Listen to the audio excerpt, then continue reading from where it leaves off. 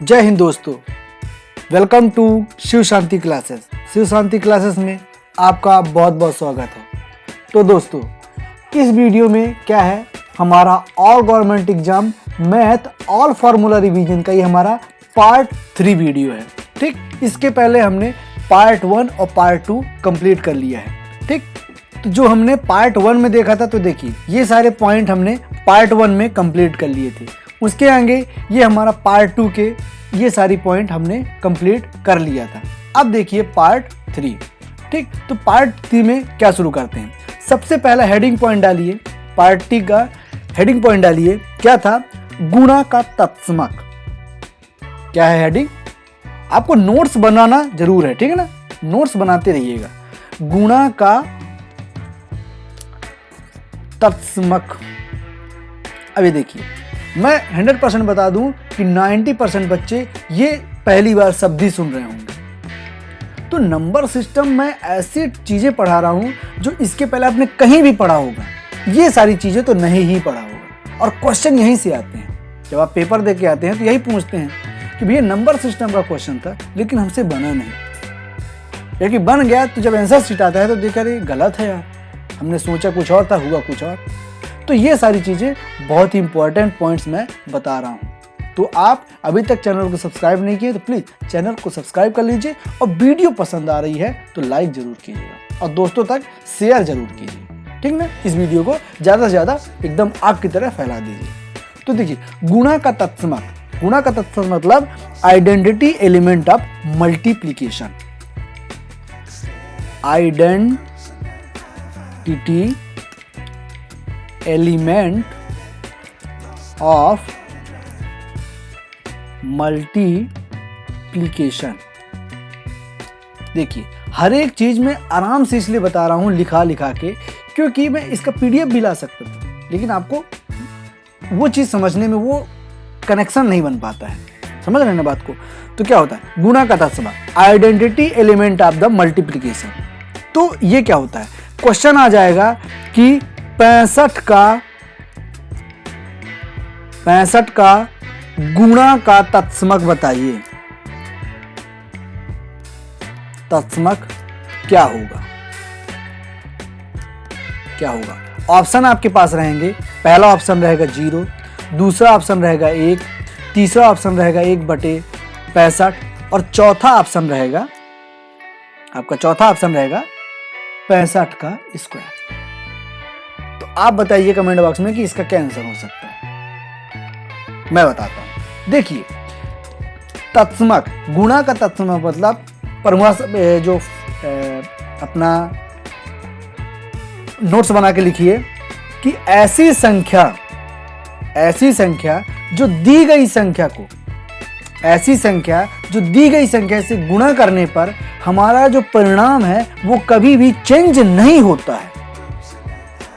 जो हमारा क्वेश्चन में कोई बदलाव ना हो, वो हमारा गुणा उस नंबर का तत्समक कहलाता है। जैसे इसमें क्या कह रहा है, कहने का मतलब है कि 65 को ऐसे किस नंबर से मल्टीप्लाई करें कि हमारा इस जो क्वेश्चन है उसमें कोई परिवर्तन ना हो, तो वो कहलाता है गुणा का तत्समक। तो बताइए यहां पे ऐसा क्या नंबर का गुणा करें कि हमारा 65 का 65 ही आंसर है। तो आपको सीधे आप बोलेंगे, चिल्ला करके बोलेंगे कि हमारा एक आंसर होगा। तो किसी भी नंबर, अब आपको यहां से पता चलना पड़ेगा कि कोई भी नंबर होगा उसका गुणा का तत्समक हमेशा 1 होगा। चाहे वो 65 हो, चाहे 90 हो, चाहे 1000 हो, चाहे 500 हो, कोई भी नंबर हो, तो यहां पे कुछ भी लिख दो, यदि गुणा का तत्समक पूछ रहा है तो उसका आंसर होगा हमारा 1। ठीक, उसी प्रकार जैसे गुणा का तत्समक है, उसी प्रकार होता है जोड़ का तत्समक। तो जैसे हमने गुणा का तत्समक का परिभाषा लिखा, वैसे जोड़ का तत्समक का परिभाषा होगा क्या, कि किसी भी संख्या में ऐसी कौन सी संख्या जोड़ा जाए ताकि उसके प्रश्न में कोई भी अंतर ना आए। ठीक, तो जोड़ का तत्समक मतलब आइडेंटिटी एलिमेंट ऑफ एडिशन। क्या हो जाएगा? Identity element of addition. मतलब कोई भी संख्या है, मान लीजिए x संख्या है, उसमें ऐसा क्या जोड़ा जाए कि हमारा उत्तर हमेशा x ही आए। तो बताइए यहां पे क्या जोड़ेंगे? तो 100% है, हमारा क्या जोड़ेंगे? 0। तो जो हमारा जोड़ का तत्समक होगा वो हमेशा हमेशा 0 होगा। है समझ में? तो ये हमारा एक पॉइंट था, ये हमारा दूसरा पॉइंट। अब आगे क्या होगा? नेक्स्ट हेडिंग डालिए। नेक्स्ट हेडिंग में क्या होगा कि हमें गुणक का प्रतिलोम अवयव, गुणा का प्रतिलोम अवयव, इसका मतलब क्या है? इसका मतलब क्या है? Multiplicative inverse. मल्टीप्लिकेटिव इनवर्स मतलब इसमें क्या है कि किसी भी संख्या में ऐसी किस संख्या का गुणा करें कि हमारा उत्तर हमेशा 1 आए। मतलब यहां पे क्या होना चाहिए, इस जगह पे क्या होना चाहिए? तो यहां पे आपको पता होना चाहिए कि यहां पे हम यदि 1/x का गुणा कर देंगे तो हमारा आंसर हमेशा 1 आए। तो गुणा का प्रतिलोम का अवयव मतलब क्या हो जाएगा कि ऐसी संख्या, ऐसी भी कोई संख्या जिसका प्रश्न वाले अंक से गुणा करने पर हमेशा उत्तर अर्थात आंसर हमेशा 1 आए, उस संख्या को हम गुणा का प्रतिलोम अवयव या कि मल्टीप्लिकेटिव इनवर्स कहेंगे। ठीक, जैसे 95 गुणे क्या किया जाए कि उत्तर हमारा 1 आए, तो हमारा आंसर क्या हो जाएगा? 1/95। ठीक, जैसे गुणा का प्रतिलोम है, ठीक, जैसे गुणा का प्रतिलोम है उसी प्रकार हमारा होगा जोड़ का प्रतिलोम। क्या होगा अगला हेडिंग? जोड़ का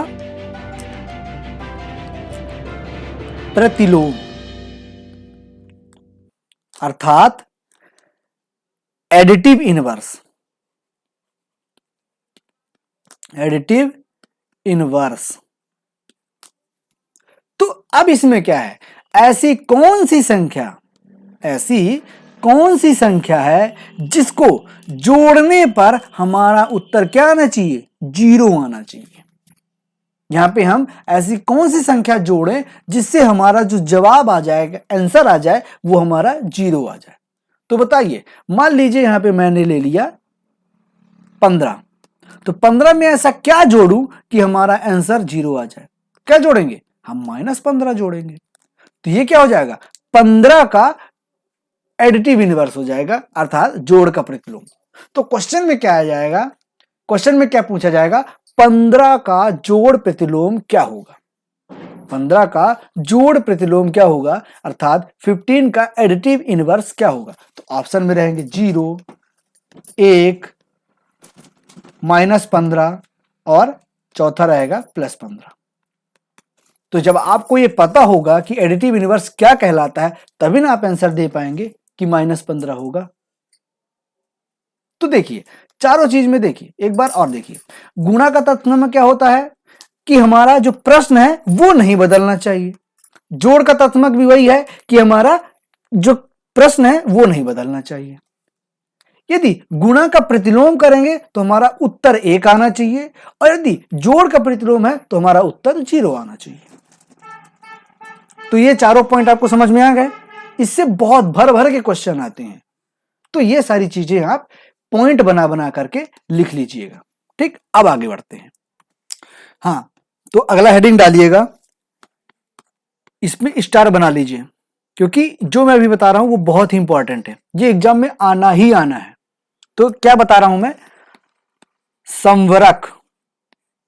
संवरक नियम, इसको कहते हैं हम क्लोजर प्रॉपर्टी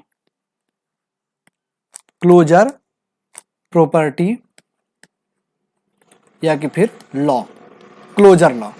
ये हमेशा डिपेंड किस में करेगा? हमेशा साइन पे डिपेंड करेगा। ठीक, साइन पे डिपेंड करेगा। अर्थात चिन्ह पे डिपेंड करता है। चिन्ह मतलब जैसे plus plus, plus minus, minus minus, ये सारी चीजें चिन्ह पर डिपेंड करेंगी। उसमें कौन कौन से होते हैं? पहला क्रम विनिमय नियम, क्रम विनिमय, जिसे हम कहते हैं कॉम्यूटेटिव,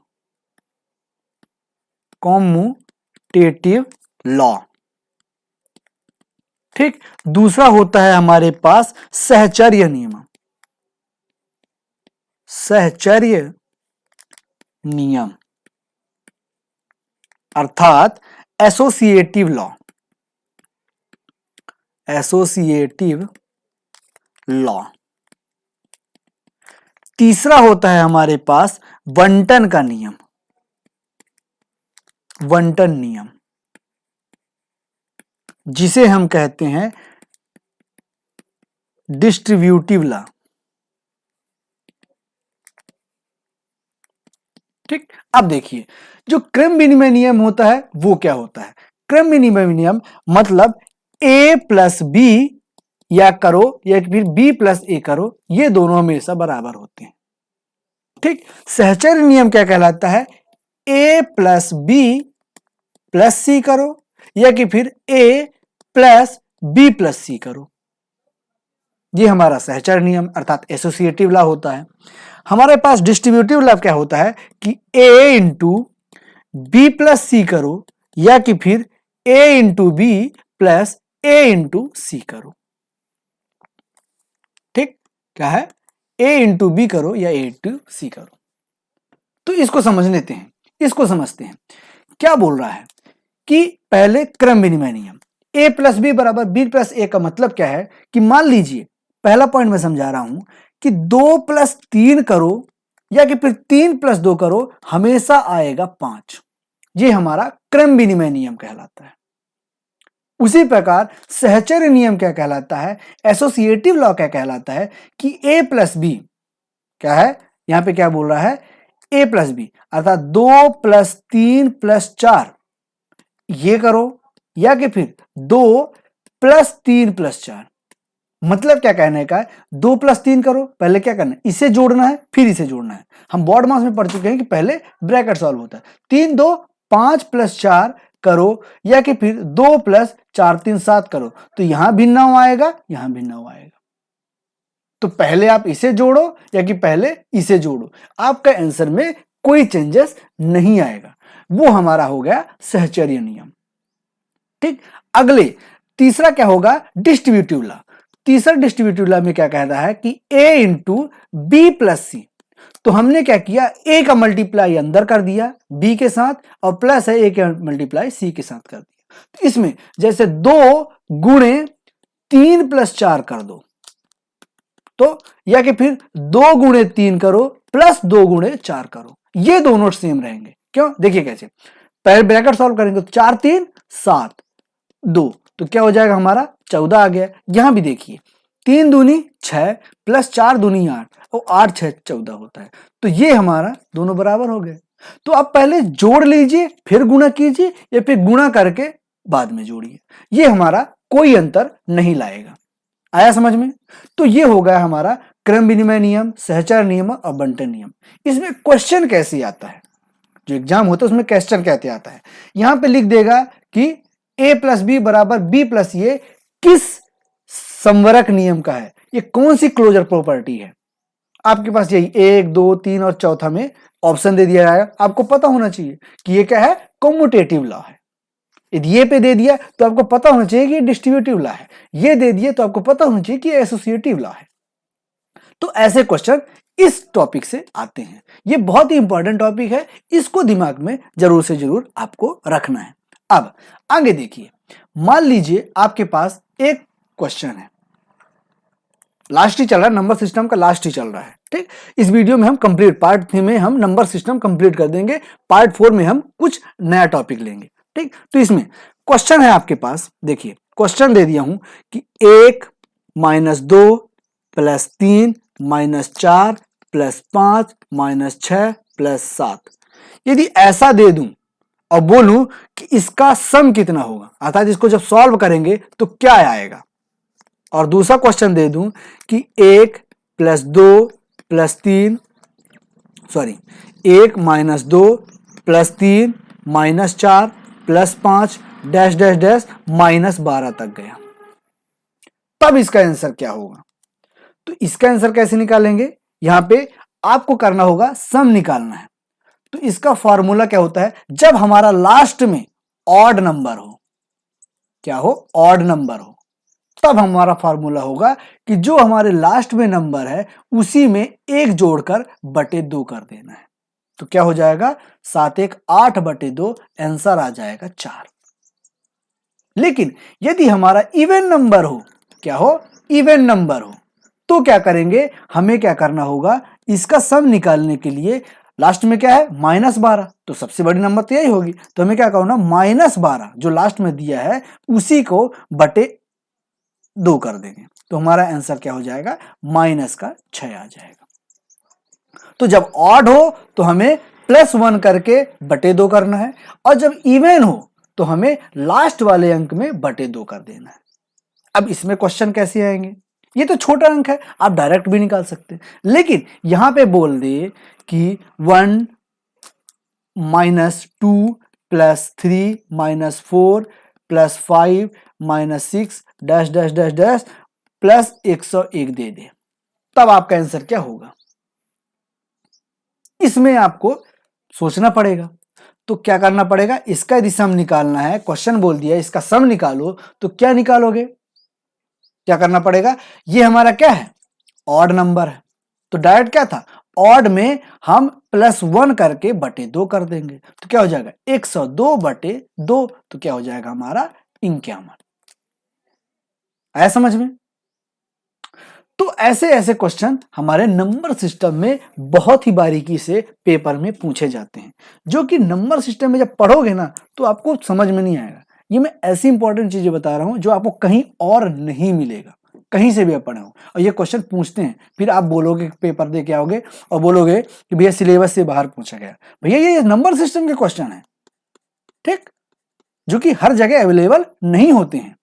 तो ऐसे ही टॉपिक और आगे बढ़ते हैं, ठीक। तो नेक्स्ट टॉपिक क्या है? अगला हेडिंग डालिएगा, क्या रहेगा? जैसे क्वेश्चन आ जाएगा आपके पास, क्या क्वेश्चन आ गया कि n square n square -1 n square -1 सदैव सदैव किससे विभाजित होगा? किससे विभाजित होगा? ठीक। दूसरा क्वेश्चन आपके पास आ गया कि n³ -n सदैव किससे विभाजित होगा? तो देखिए, आपको यहां से देखना है, पहले मैं इसको समझाता हूं। देखिए, आपको क्या रखना है? n की वैल्यू रखते जाना है। तो पहले मैं रखा n = 1, तो क्या करेंगे? यहां पे आ जाएगा n की जगह 1 रखेंगे तो 1 का स्क्वायर 1, 1 - 1 0, तो हमारा आंसर आ जाएगा 0। जब n = 2 रखेंगे तो क्या हो जाएगा? 2 दूनी 4 और 2 दूनी 4 - 1 3, तो क्या आ जाएगा? 12। तो जो सबसे छोटी अंक आ जाएगी वही हमारा आंसर हो जाएगा, ठीक। अर्थात जो n स्क्वायर -1 है वो हमेशा और हमेशा 12 से डिविजिबल होगी, अर्थात 12 का विभाजित होगा। अब यहां पे दूसरा वाला देखिए, दूसरे वाले में क्या है? n³ -n है, तो पहले n = 1 रखिए, तो क्या हो जाएगा? 1 स्क्वायर 1 का क्यूब 1 ही होगा, -1 क्या हो जाएगा? 0। दूसरे में क्या करना है? 2 रखना है, तो 2 का क्या हो जाएगा? n बराबर जब 2 रखेंगे तो क्या 2 दूनी 4 दूनी 8 -2, तो क्या आ जाएगा? 6। तो हमारी छोटी संख्या क्या आ गई? 6 आ गई। तो हमारा n³ -n सदैव 6 से विभाजित होगा। तो ये जो यहां पे है ना, वो कुछ भी हो सकता है, बस आपका फॉर्मेट यही है कि आप n की वैल्यू रख रख के देखते जाएंगे, जो सबसे छोटी संख्या आएगी वही हमारी उसकी आंसर होगा।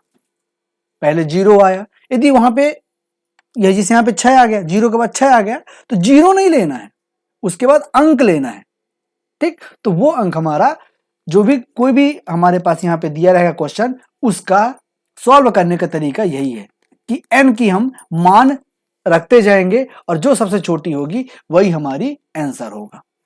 ठीक, तो ये हेडिंग भी आपको समझ में आ गया। एक क्वेश्चन आता है कौन सा, कि 13 की पावर 7 क्या रहेगा, 13 की पावर 7 प्लस 11 की पावर 7 और 13 की पावर 5 प्लस 11 की पावर 5, इनमें कॉमन फैक्टर कौन सी है। इसका क्या रहेगा, कॉमन फैक्टर, इनका कॉमन फैक्टर पूछ रहा है, अर्थात उभयनिष्ठ गुणनखंड, उभयनिष्ठ गुणनखंड, अर्थात इन दोनों में कॉमन क्या होगा। तो देखिए इसका क्या होता है, जब भी हमारे पास क्या होना चाहिए, a की पावर n प्लस b की पावर n हो और जो n हो हमेशा क्या हो, ऑड नंबर हो, n हमेशा ऑड नंबर हो। तो हमारे पास n क्या है, यहाँ पे 7 है, ऑड नंबर है, यहाँ पे 5 है, ऑड नंबर है। तो क्या होता है, डायरेक्ट a प्लस b हमारा क्या हो जाता है, कॉमन फैक्टर हो जाता है, अर्थात 13 प्लस 11 बराबर 24। जो 24 होगा इन दोनों का कॉमन फैक्टर होगा, अर्थात उभयनिष्ठ गुणनखंड होगा। तो जब भी कोई क्वेश्चन हो बस उसमें आपको देखना है कि जो n होगा वो हमारा ऑड नंबर होना चाहिए, और जब ऑड नंबर हो तो जो नीचे वाले अंक है उन दोनों को जोड़ दोगे वही हमारे कॉमन फैक्टर कहला जाएंगे। क्योंकि जब इनको करोगे तो इसमें भी 24 आएगा, इसमें करोगे इसमें भी 24 आएगा, तो इन दोनों में कॉमन क्या है, 24 है। तो ये सॉल्व हो गया।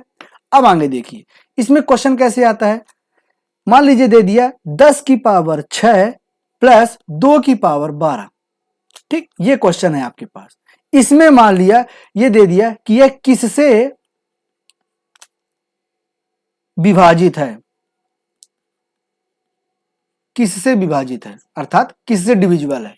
तो क्या करना होगा आपको, क्या करना है कि हमें इसको कैसे कन्वर्ट करना है, a की पावर n प्लस b की पावर n में कन्वर्ट करना है, जो कि n बराबर क्या हो, ऑड नंबर हो, क्या हो, ऑड नंबर हो। तो कैसे करेंगे, 10 की पावर 2 की पावर 3 कर देंगे प्लस 2 की पावर 4 की पावर 3 कर देंगे। तो क्या हो जाएगा, 3 दूनी 6 और 4 तिहाई 12।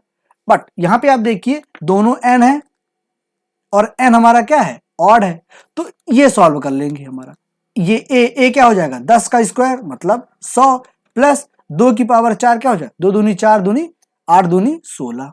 तो हमारा आंसर क्या हो जाएगा इसका, 116। तो जो हमारा 10 की पावर 6 प्लस 2 की पावर 12 है वो किससे विभाजित होगी, वो हमारा 116 से विभाजित होगी।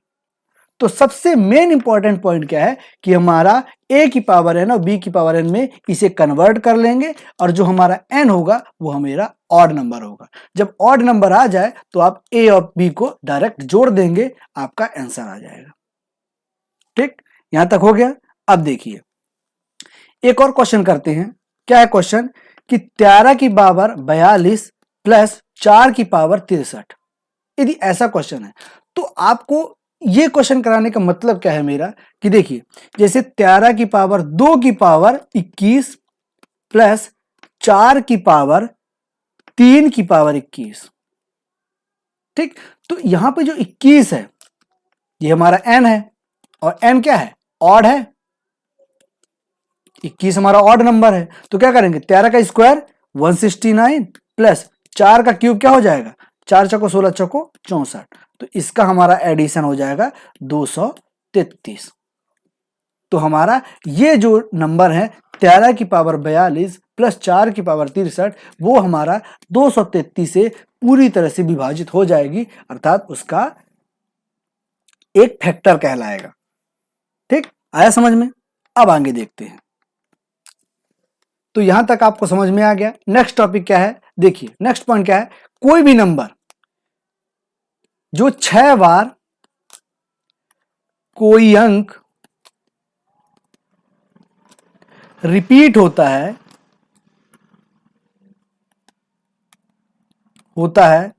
तो वह किस किस से डिविजिबल होता है। जैसे एग्जाम्पल के लिए ले लेते हैं 2 2 2 2 2 2 और 3 3 3 3 3 3 5 5 5 5 5 5।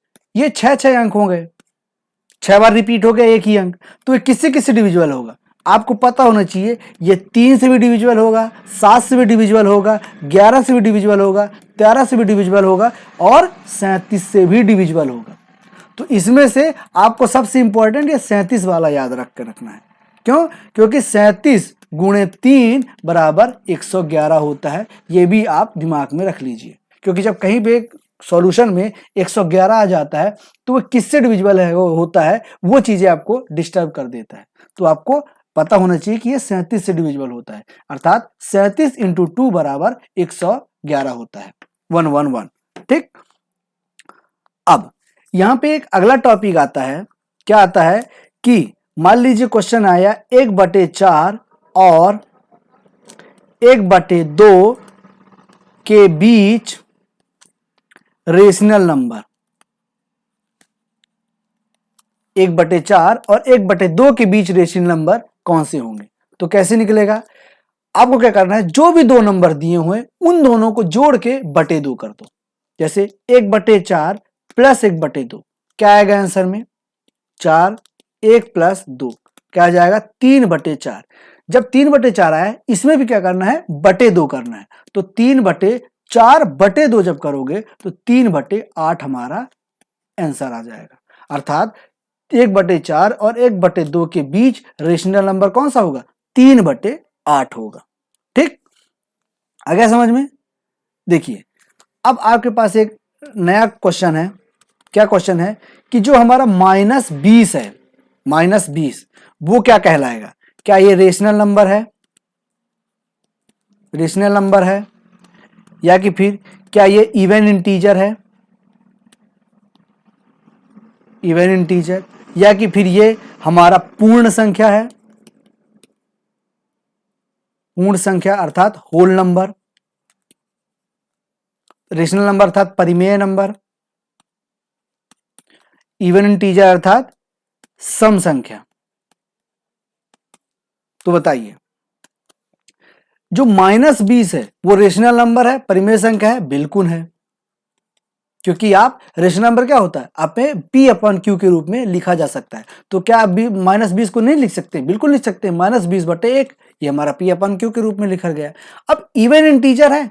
अब इवन इंटीजर क्या होता है? पूरे माइनस इनफाइनाइट से प्लस इनफाइनाइट तक होता है, तो इसी के बीच में होता है ना, इसमें कोई पॉजिटिव या निगेटिव नहीं होता है। तो इवन इंटीजर, ये तो इवन है ही, ठीक, और ये क्या है? इंटीजर है। तो हमारा यहां भी आंसर क्या होगा? यस। तो -20 क्या है? इवन इंटीजर है। तो क्या यह पूर्ण संख्या है, होल नंबर है? तो यहां पे आंसर आना चाहिए नो, क्योंकि होल नंबर शुरू ही 1 0 से होता है, 0 1 2 3, इसमें निगेटिव में नहीं होता है। ठीक, तो होल नंबर -20 होल नंबर नहीं है, इवन नंबर है, इवन इंटीजर है और रेशनल नंबर भी है। अब आपके पास एक क्वेश्चन आता है। क्या आता है कि जो हमारा प्राइम नंबर है, प्राइम नंबर अर्थात अभाज्य संख्या, जो हमारा प्राइम नंबर है क्या वह नेचुरल नंबर, नेचुरल नंबर अर्थात प्राकृतिक संख्या, प्राकृतिक संख्या का हिस्सा होता है? तो आपको बताना है कि क्या प्राइम नंबर एक नेचुरल नंबर का हिस्सा होता है? तो बिल्कुल होता है। आपका जवाब होना चाहिए यस।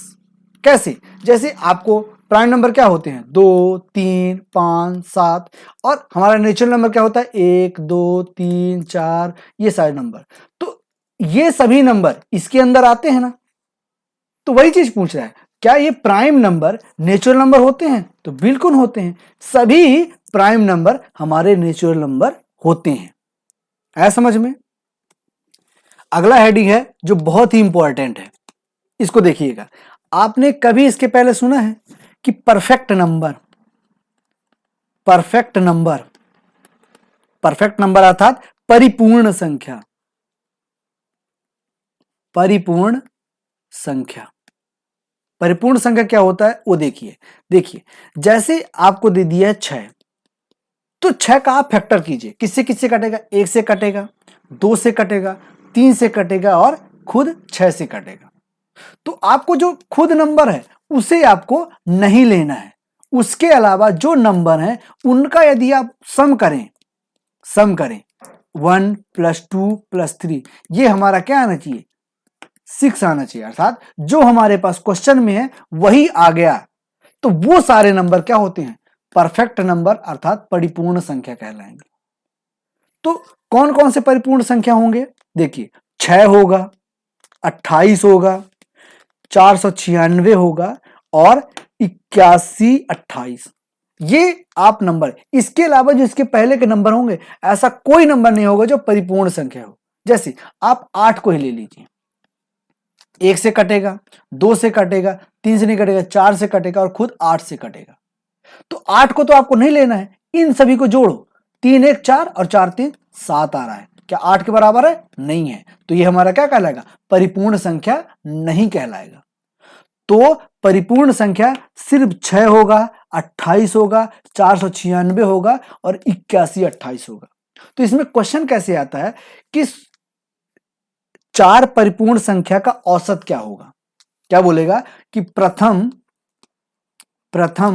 4 परिपूर्ण संख्या का औसत। ठीक, तो हमें प्रथम 4 परिपूर्ण संख्या पता होना चाहिए, 6 28 और 496 और 81 28, यही होते हैं आपके परिपूर्ण संख्या। तो आपको क्या करना होगा, इसे जोड़ना होगा। तो क्या करना पड़ेगा, इसमें क्या करेंगे, आप इन सबको जोड़ दीजिए और बटे कितने हैं, 1 2 3 4 4 कर लीजिए, जो भी आंसर आएगा हमारे प्रथम 4 परिपूर्ण संख्या का औसत आ जाएगा। ठीक, तो उम्मीद करते हैं ये सारी चीजें भी आप आराम से कर लेंगे। नंबर सिस्टम में एक और क्वेश्चन आता है, क्वेश्चन मान लीजिए है कि 21602 में क्या छोटी से छोटी संख्या जोड़ा जाए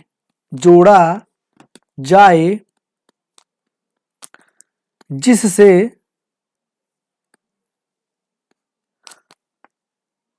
यह संख्या पूर्ण वर्ग बन जाए। ठीक, तो हमें क्या करना है कि इस संख्या में ऐसा मैं क्या छोटी से छोटी संख्या जोड़ूं कि यह पूरा संख्या पूर्ण वर्ग बन जाए, अर्थात परफेक्ट स्क्वायर बन जाए। ठीक, तो देखिए क्या करते हैं, हम इसका स्क्वायर कैसे निकालते हैं कि ये किसका स्क्वायर है, हमें फाइंड करना है कि जो 21602 है वो किसका स्क्वायर है, ये निकालना है।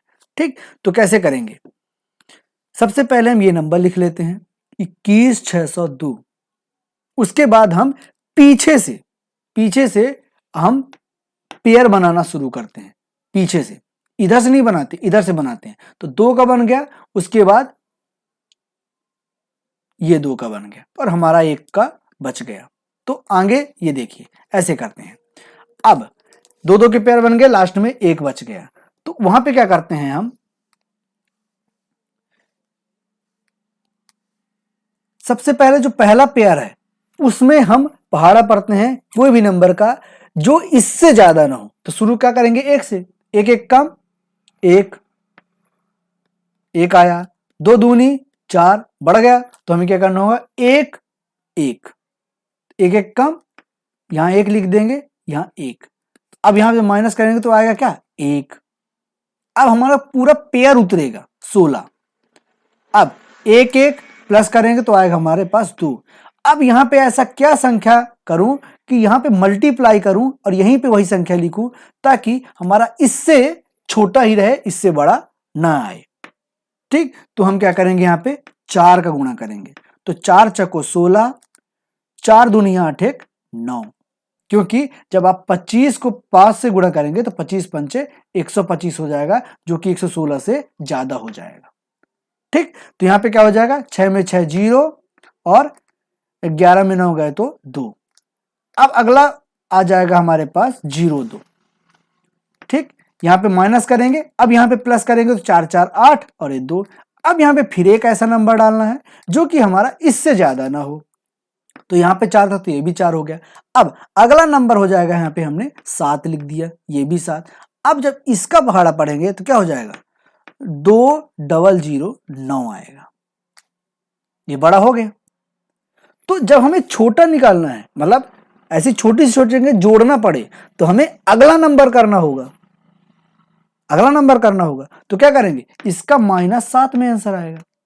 तो जो हमारा 7 माइनस में आ रहा है, तो हम यदि इसी को हम जोड़ दें, इसमें इसी को जोड़ दें तो यहां पे 9 हो जाता, बिल्कुल 9 हो जाता। और जब 7 इसमें जोड़ देंगे तो क्या हो जाएगा, 0 9 हो जाएगा। और जब 0 9 जो हो जाता है तो यहाँ पे पूरा पूरा कट जाता ना। तो हमारा ये क्या हो जाएगा, छोटी संख्या क्या होगी, इस संख्या में सबसे छोटी संख्या क्या होगी, 7। तो ऑप्शन में रहेंगे, पहला ऑप्शन रहेगा 6, दूसरा ऑप्शन रहेगा 7, तीसरा ऑप्शन रहेगा 8 और चौथा ऑप्शन रहेगा 9। तो आपको क्या करना है, दूसरा ऑप्शन जो कि 7। तो आपको कैसे निकालना है, ऐसे निकालना है। ठीक, आया समझ में। अब यहां पे अगला क्वेश्चन है आपके पास, क्या कि 63 और 520 में क्या घटाया जाए ताकि यह पूर्ण वर्ग बन जाए। ठीक, तो इसमें भी आपको सेम करना है। ठीक, तो क्या करना होगा, सेम इसी तरह आप सॉल्व करेंगे, जो लास्ट में आएगा उसी चीज को आपको घटा देना है। ठीक, तो इसका आंसर आपको कमेंट बॉक्स में देना है। कहां देना है, कमेंट बॉक्स में देना है। तो दोस्तों आप इसका जवाब कमेंट बॉक्स में बताइएगा। ऑलरेडी मैं पार्ट नंबर 4, जो हमारा पार्ट नंबर 4 आएगा, यहां पे हमारा जो नंबर सिस्टम है वो कंप्लीट हो चुका है। अगला टॉपिक हम लेंगे अलजेब्रा का, बीजगणित का। ठीक, तो पार्ट 4 देखना मत भूलिएगा, उसी में मैं इसका आंसर भी बता दूंगा। ठीक, तो आपको कमेंट बॉक्स में बताना है, यदि आपको आता हो तो आपको इसका जवाब कमेंट बॉक्स में बताइएगा। कमेंट बॉक्स में भी बताइएगा कि वीडियो जो हमने ये सीरीज शुरू किया है वो आपको कैसा लग रहा है, कैसे लगा। आप अभी तक चैनल को सब्सक्राइब नहीं किए, जो नए बच्चे हैं चैनल को सब्सक्राइब नहीं किए हैं तो प्लीज चैनल को सब्सक्राइब कर लीजिए। ठीक, वीडियो पसंद आई है तो लाइक कीजिए और नहीं आई है तो डिसलाइक कीजिए। बट डिसलाइक करने में आपको बताना जरूर है कि आपने वीडियो को डिसलाइक क्यों किया है। प्लीज दोस्तों तक शेयर जरूर कीजिए, क्योंकि ज्ञान है जो कि बढ़ाने से, बांटने से ही बढ़ता है, बांटने से वो घटता कभी नहीं है। ठीक, तो इस वीडियो में इतना ही, मिलते हैं नेक्स्ट वीडियो में। तब तक के लिए जय हिंद, जय भारत।